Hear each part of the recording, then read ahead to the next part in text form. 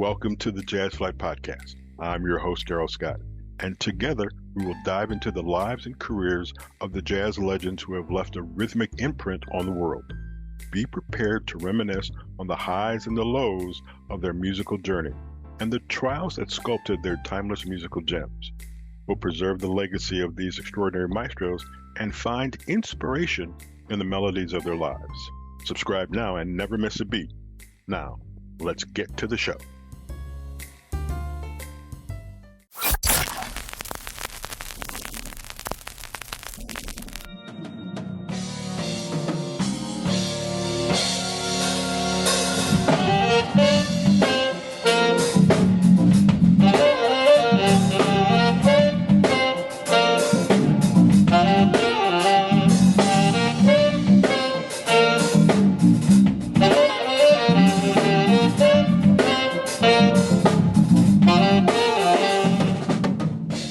Welcome to Jazz Flyte, the podcast. I am Darrell Scott, and today I'm going to talk to a gentleman who participates in a band called Horns and Things.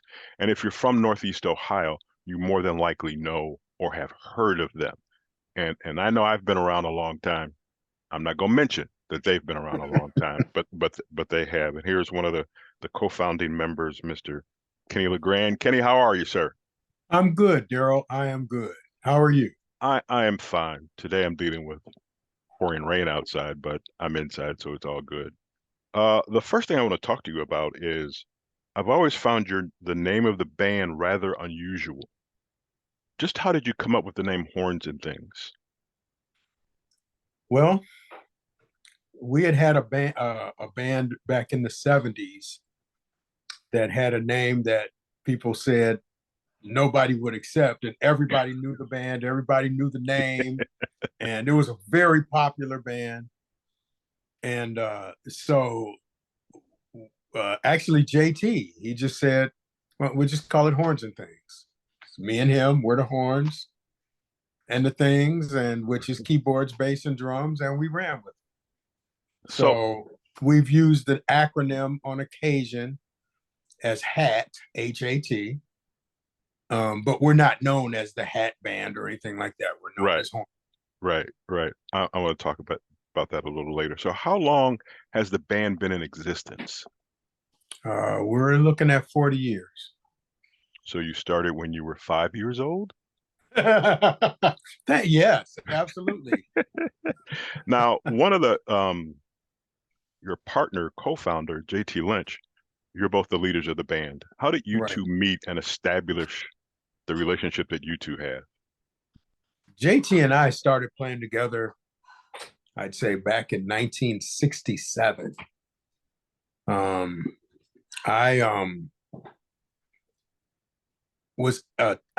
We used to go to a church. They had a Saturday program, and I came in later, but I'm at the Saturday program, and JT was playing a gig with his brother, Billy Lynch, who's a great guitar player. And they were playing a gig, and I was a little kid just attending. And I told him, I said, I went up to Billy. Well, I kind of went to JT because he played saxophone. And I said, I play an instrument. I play clarinet. And he kind of gave me the beat it, kid, you bother me. So I'm like, man, well, you're not the guy I need to talk to. So I go to his brother and I said, man, I play clarinet. And there was a girl there that happened to have her instrument. I didn't have a clarinet with me. Mm-hmm. And so he said, well, do you know any songs? I said, well, I know Summertime, which I knew a lot of songs, but that fit in the genre of what they were doing. I was a classical player, and I still do. And he said, so Billy worked it out with me, and we played it. The people went crazy. So Billy was like, man, I'd like to get this little kid and, have him play with me. JT didn't like it, but we did it anyway. And we played together for years under that configuration. The name of that band was Billy Lynch. Here's a word for you. And the Soul Epitomation. See, now you can be the epitome of things, but if you are the epitomation, Because my first thing is going to be, I need a dictionary definition of that, because I'm not sure I know how to spell it either. I mean, it was crazy. It was crazy. So we how old were you then? Oh man, I would have been, oh, you know what? I wasn't even driving yet. So I would have been like 14, 15. Man. Yeah, 15. Mm-hmm. So then when did you start playing clarinet, and then when did you start playing saxophone? Well, I started on clarinet. I did not want to play clarinet, and I'll be honest with you, that was the best thing I ever did. As a kid, they have like different in school, you can, if your band director thinks you're good enough, he can recommend you for different groups. Well, I was in All Ohio Boys Band. I was in that 4 years, which is the most you could be in that.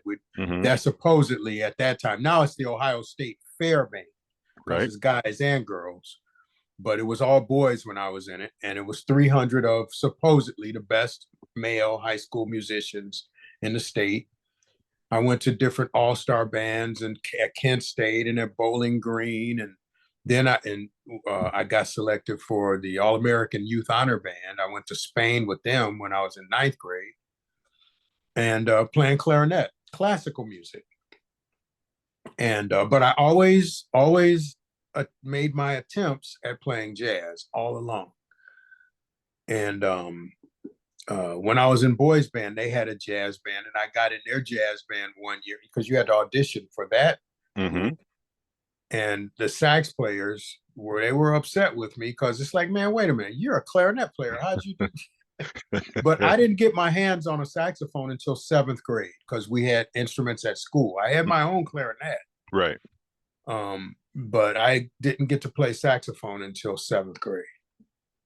And I was at Kirk Junior High School in East Cleveland. Okay.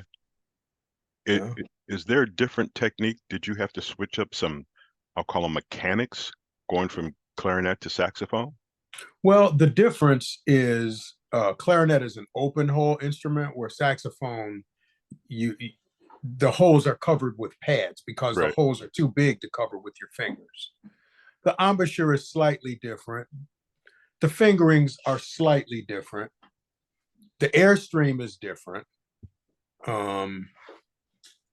But so it is a different instrument. And just like all instruments, each one of them comes with its area of difficulty, so to speak, Now, how long was the transition for you to go from one to the other? Because obviously you've got to do some things differently, because the instruments are different.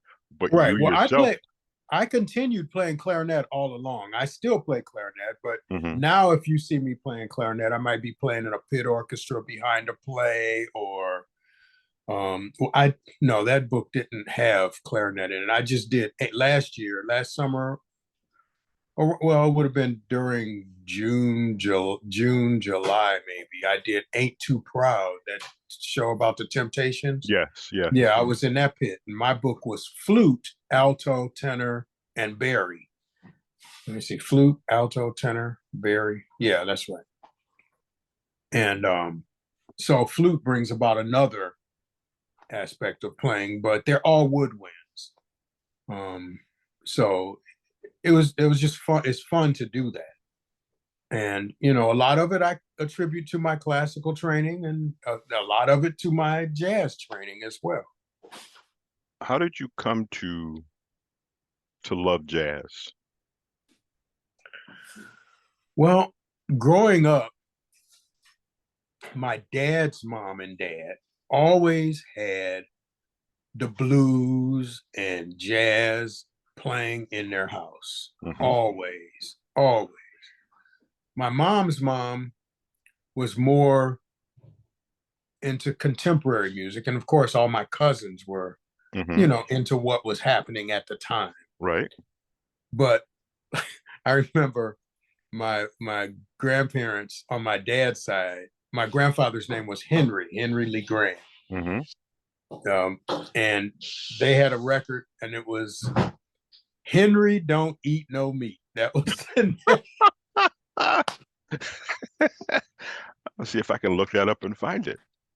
Yeah. And it was good. I mean, and I remember with my cousins, we would write like songs over like blues changes, because everything basically then was over blues progressions.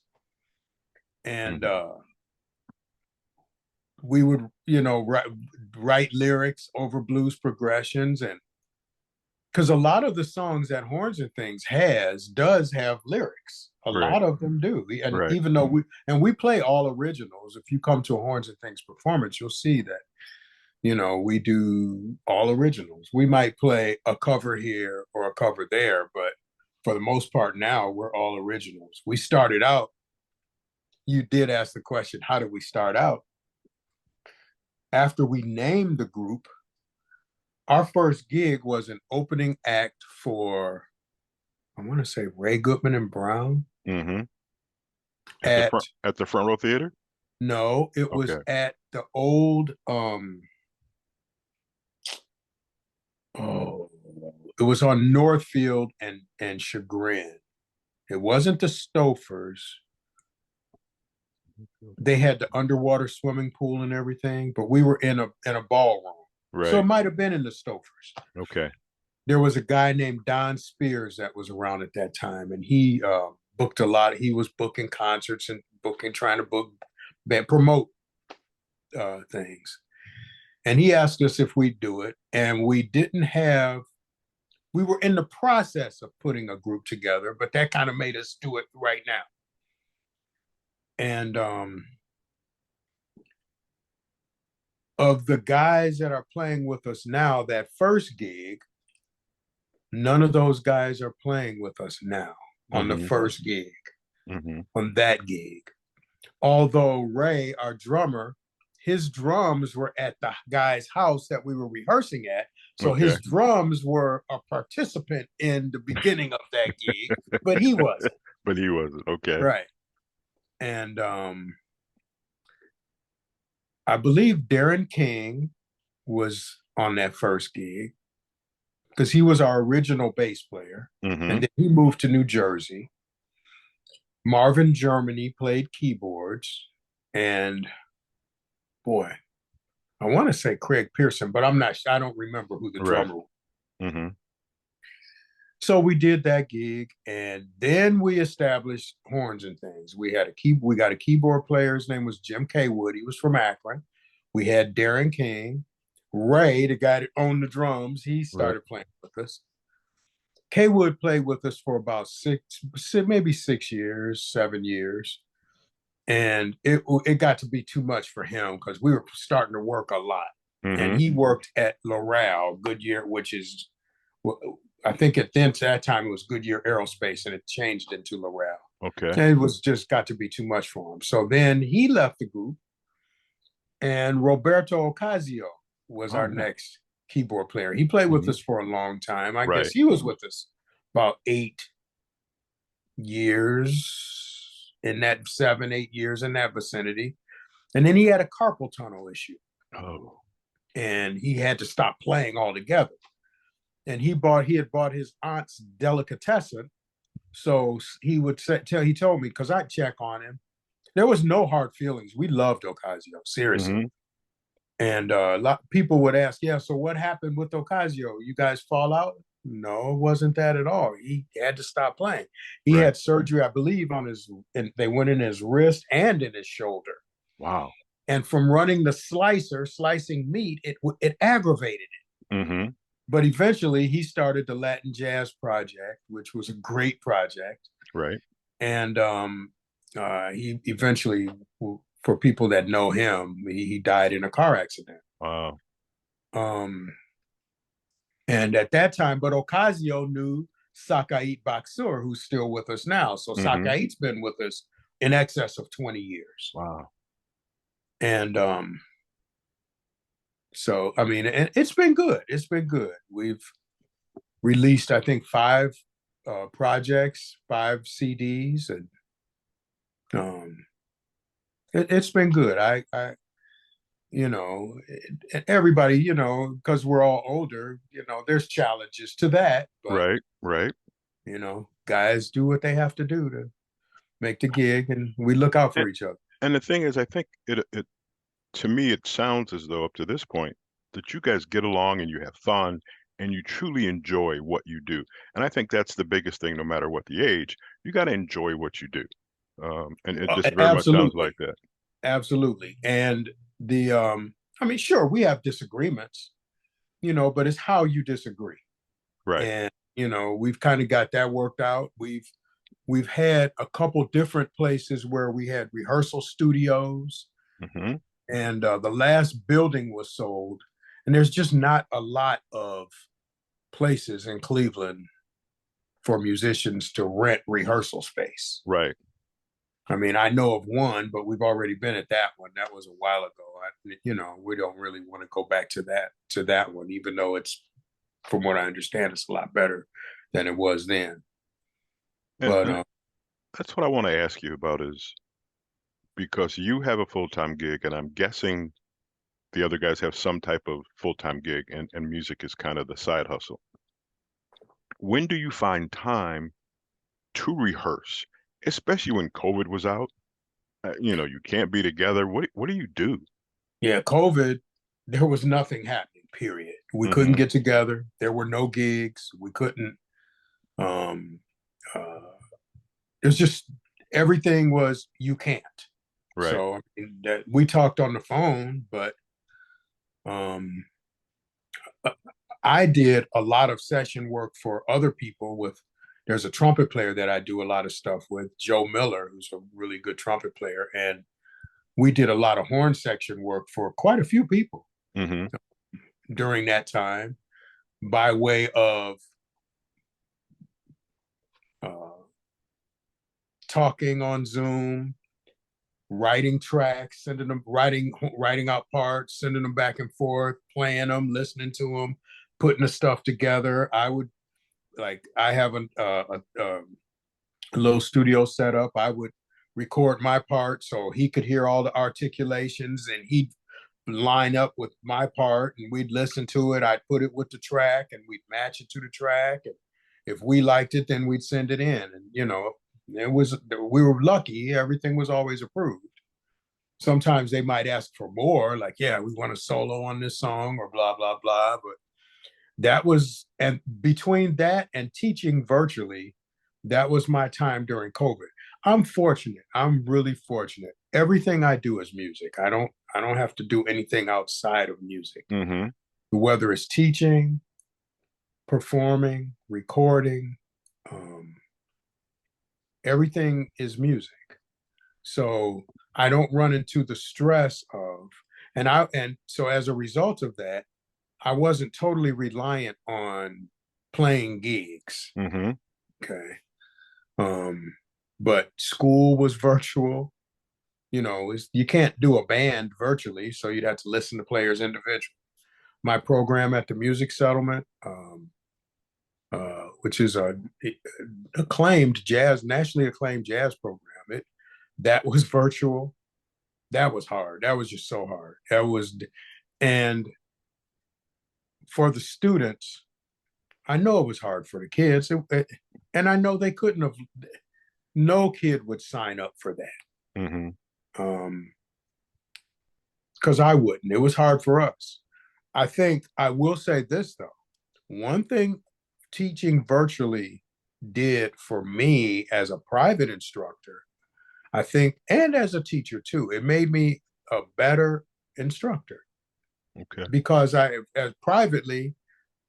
because I couldn't always see everything. You try and have a kid positioned so you can see his hands and his embouchure, but that's not always possible. But it did enable me to recognize things, and just by the way stuff sounded, okay, yeah, I can tell you're not fingering this with the primary fingering. You're fingering this with an alternate fingering. You have to use the primary fingering. It's just because of what it sounded like. Right. And so that helped a lot. What's interesting, as you talk, I come up with different questions, which is going to be hard for me to keep up with the thoughts in my brain. But I want to talk about the teaching aspect for a second. That's kind of what you do now. When What are you looking for when a student comes in? What should the student bring to the table to get you to teach them for them to become a prolific musician? Desire and the willingness to practice. That's it. If a Oh, kid comes in with that, he doesn't have to be, rarely does a kid come in and you're just like blown away when you hear him the first time. Rarely. I mean, and I've been fortunate. I've been able to teach some pretty well-known sax players here in town. I'm not going to mention any names. I don't want right, to put that to them, but right. I've been very fortunate. And but they have to do the work, Mm-hmm. you know. So uh,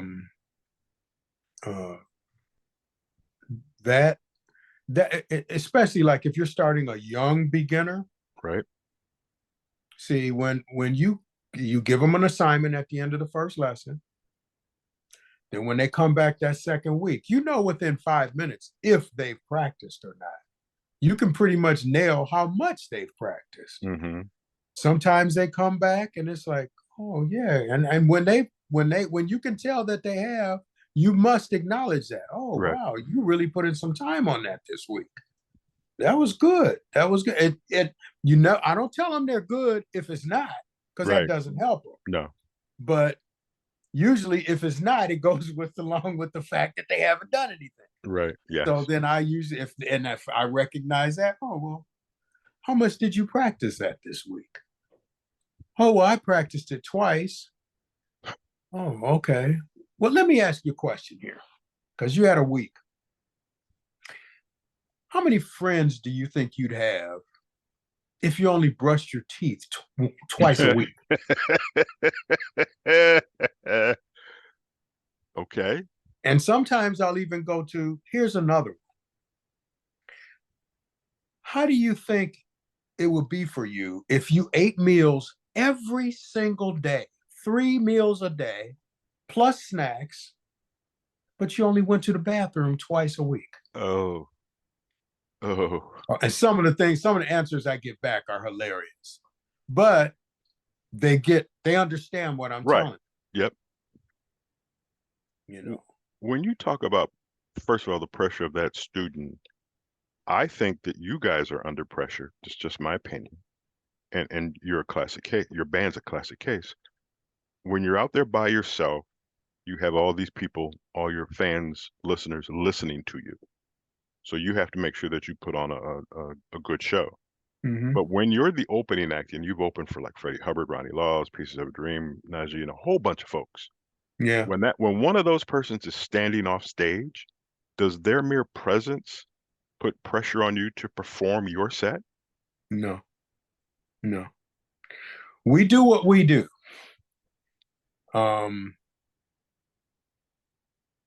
We just do what we do. No, I can't say that there's pressure. I mean,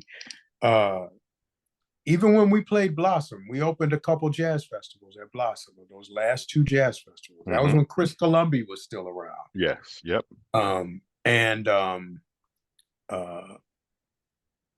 There's no, because that's what you do. It doesn't matter the stage. It doesn't matter the venue. It doesn't matter. I mean, if anything, you might get a little more pumped up, for lack of a better one. I mean, I love playing. So if like, okay, Friday afternoon, it was myself and a friend. His name's Glenn Holmes, the bass player.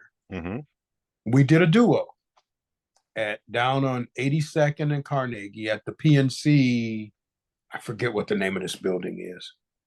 It's a PNC Fairfax. Okay.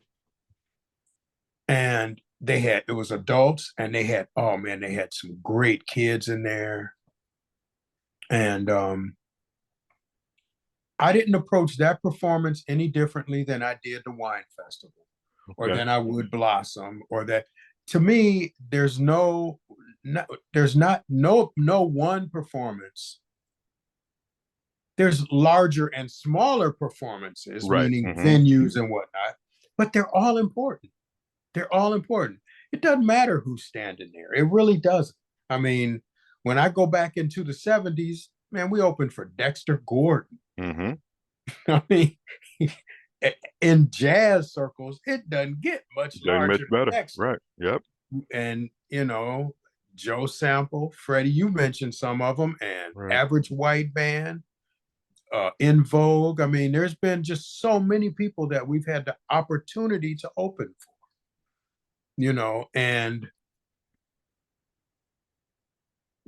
we opened for Jimmy Heath at the Beck Center. Mm-hmm. We did, no, that wasn't Horns and Things. I was playing with somebody else when we did Kenny Burrell. But all I'm saying is, there's just been so many people or groups that we've had the opportunity to open for. Like, well, example, if any place was going to be intimidating to me, other than Blossom with that crowd, right, the front row. Yes. And that was a great ticket. And we were amazed because usually an opening act, you get 15, 20 minutes, 15, couple songs, and you're out. Right. Man, we started playing and we played and we played and we played. We played about an hour. Wow. Hour, yeah. And finally the stage stopped. and we walked off the stage playing. So, I mean, the reviews were good. The reviews were great. And that was Philip Bailey, Ronnie Laws, Kilauea. I don't remember who else was on that ticket. Ronnie Laws, Philip Bailey. I don't remember if Alex Bugnon might have been on that one. But the fact still remains, just like them, they're not going to come on and be intimidated by another national artist. It's the same thing. This is what we do. If I look at, well, are you intimidated when you do an interview with somebody that might be somebody? There, and I can tell you this is the God's honest truth.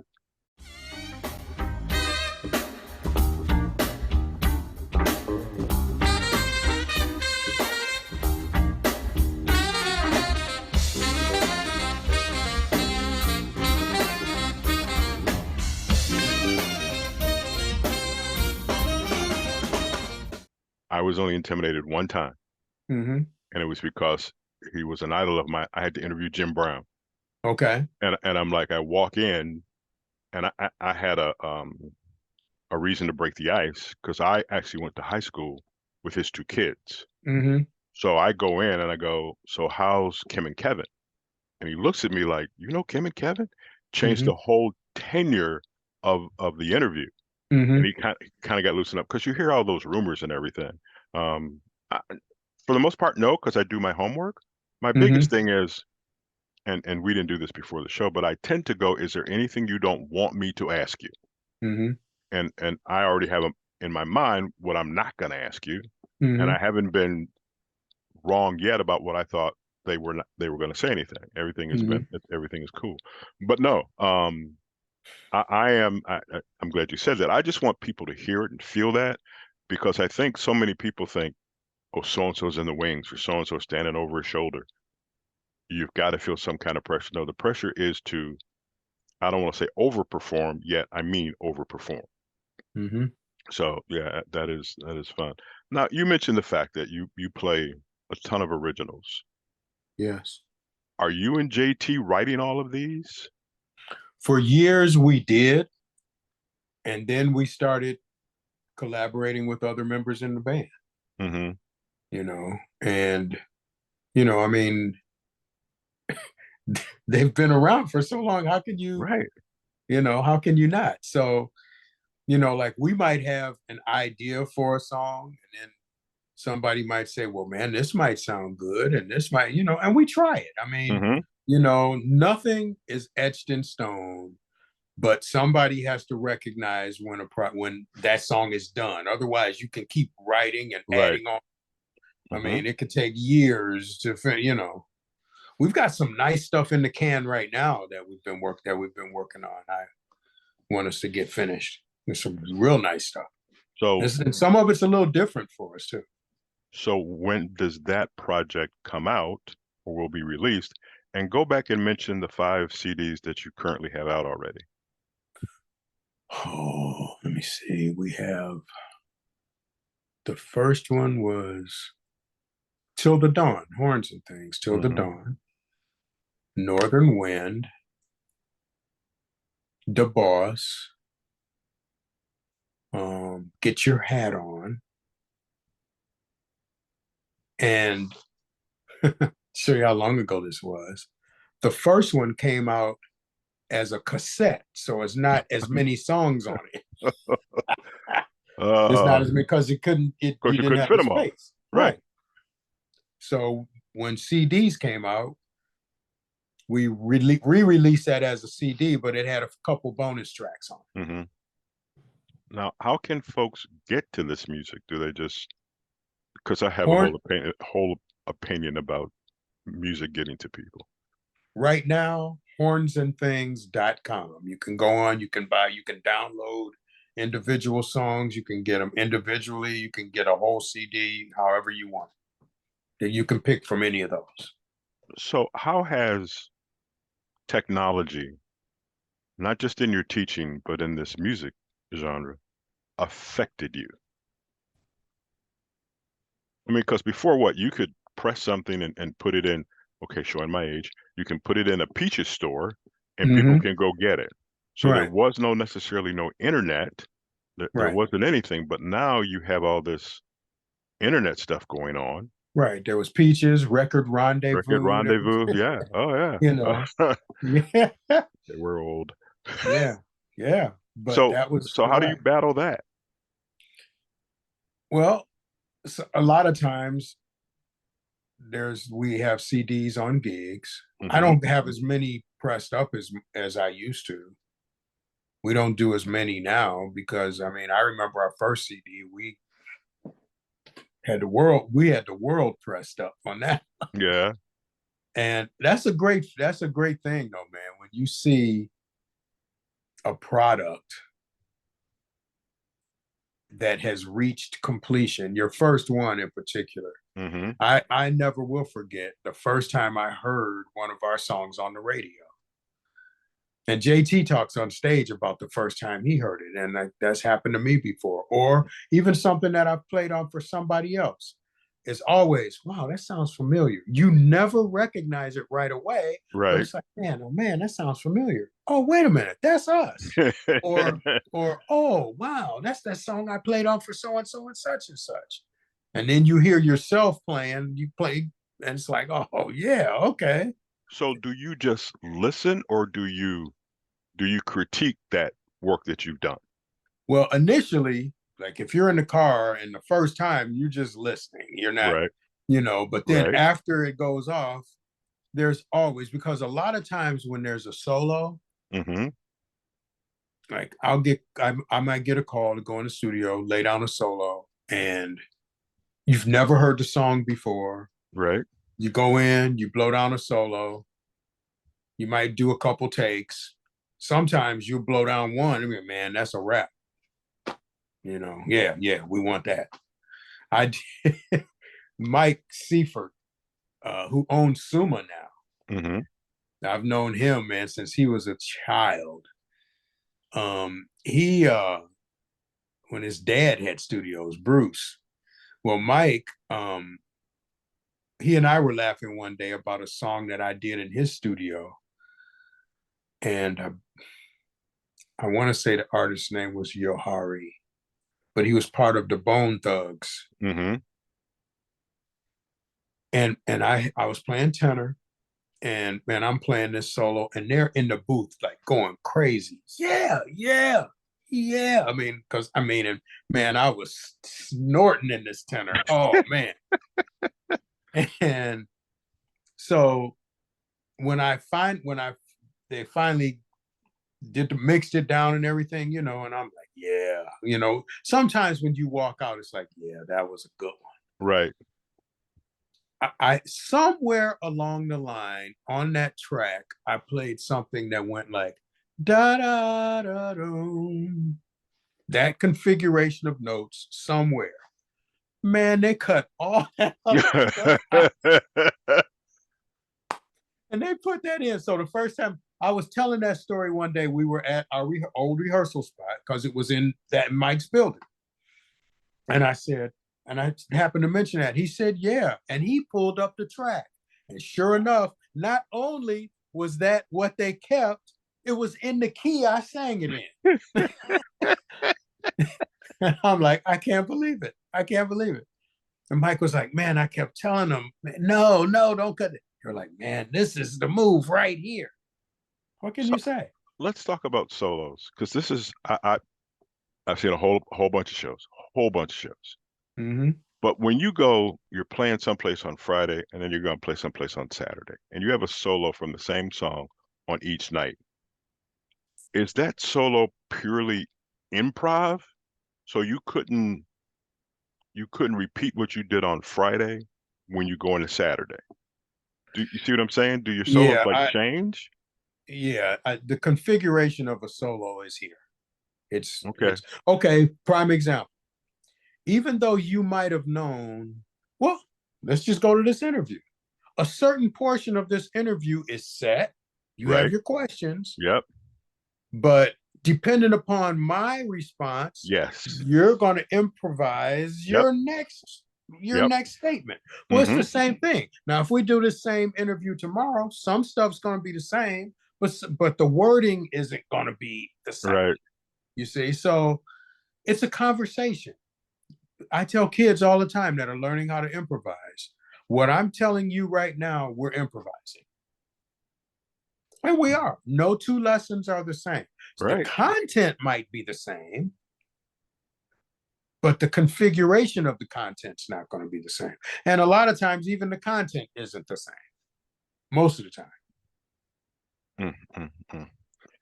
One of the reasons I do these interviews is because I learn things.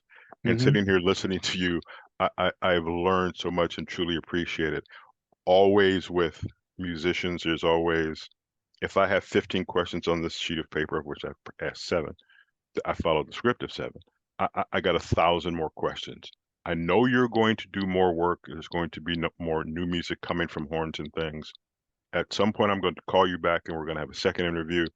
And I know you all pretty well. If I don't get JT on, he's going to be mad. So I'm gonna get JT on, and maybe at some point we can do somewhat of a collaboration. Do you have any ideas about this new project you're working on? Is there a prospective name, music, or whatever? Which leads me to, where do you get your inspiration for new music? Sometimes it comes from various places. Sometimes we'll have a song. Okay, here's an example. We have a song that is on this next project. And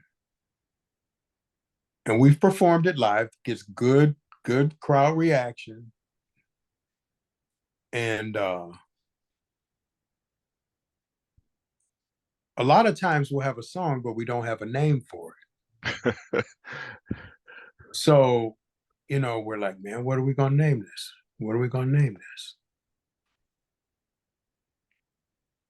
Somebody, man, I have no idea. That's it. The name of the song is No Idea. That's good.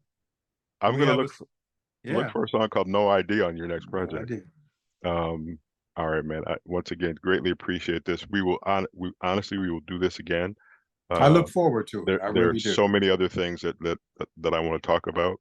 Tell JT and tell your bass player Derek James, I will see him at some point, and I'm going to find you guys and come out and see you guys and get back into all of this. I want to say thank you. Go ahead. Okay. The only thing I want to do is I want to mention all the guys' names. Go right ahead.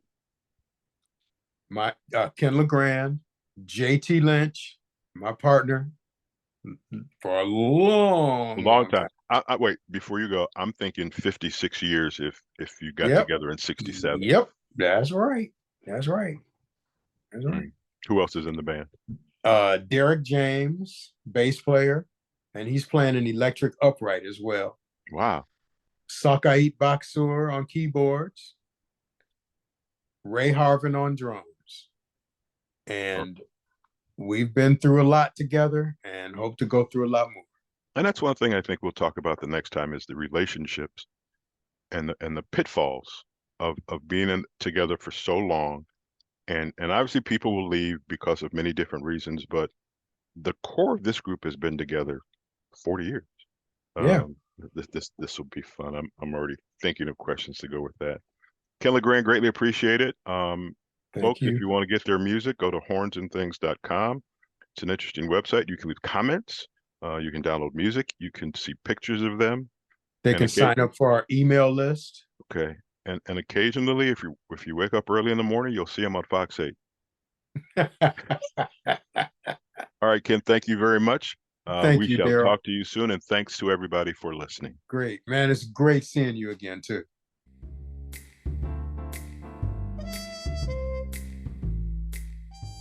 Thank you for tuning in to the Jazz Flyte Podcast. I hope you enjoy these stories and soulful melodies that grew through the doors of time. If you want to stay connected with the latest updates and episodes, don't forget to subscribe to my channel and hit the notification bell. Until next time, I'm Darrell Scott.